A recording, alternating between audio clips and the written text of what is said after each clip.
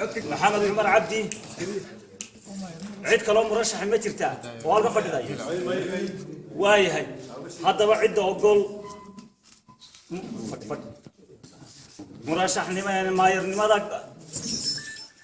محمد عمر عبدي محمد أمين كعنتها تالتين تقول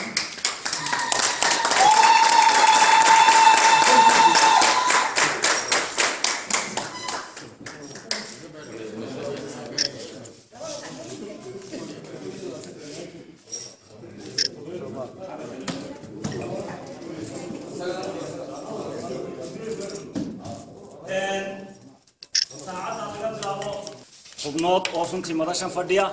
18 kiiba oo golaadeen ciidii ma jirto cid ka aamusayna ma jirto codkaasi waan saxay